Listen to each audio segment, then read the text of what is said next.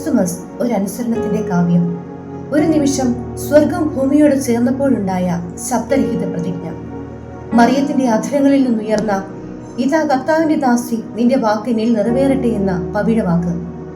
മനുഷ്യ ചരിത്രത്തിലെ ഏറ്റവും വലിയ അനുസരണ ഗാനം. ജോസഫിന്റെ നിശബ്ദ സമ്മതം നമ്മെ പഠിപ്പിക്കുന്നു, ഒരിക്കലും ശബ്ദമില്ലാത്ത മഹത്വമാണ് അനുസരണം. അവരുടെ ശരണം ഏറ്റെടുത്ത ദൈവശിശു, ദൈവസ്നേഹത്തിന്റെ പാരമ്യത്തിന്റെ അത്ഭുതം. ഇവയെല്ലാം ഒരു മഹോത്തര സത്യത്തിലേക്ക് വിരൽ ചൂണ്ടുന്നു: അനുസരണം അത്ഭുതങ്ങളുടെ ജന്മദേശം.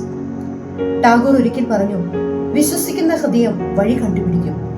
ക്രിസ്തുമസ് അതിന്റെ തെളിവാണ്.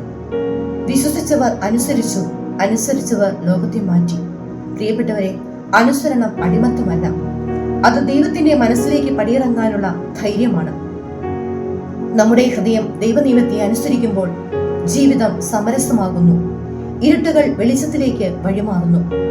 ക്രിസ്തുമസ് സമ്മാനങ്ങളിലല്ല, അനുസരണത്തിലൂടെയുള്ള സമർപ്പണത്തിലാണ്. ദൈവത്തിന്റെ വെളിച്ചത്തോട് അതെ എന്ന് പറയുന്ന പ്രത്യേക നിമിഷങ്ങളിലാണ് യഥാർത്ഥ ക്രിസ്തുമസ്. ഏവർക്കും ക്രിസ്തുമസിന്റെ 1000 ആശംസകൾ നേരുന്നു. പുത്രനെങ്കിലും താൻ അനുഭവിച്ച കഷ്ടങ്ങളാൽ അനുസരണം പഠിച്ചു തികഞ്ഞവനായി.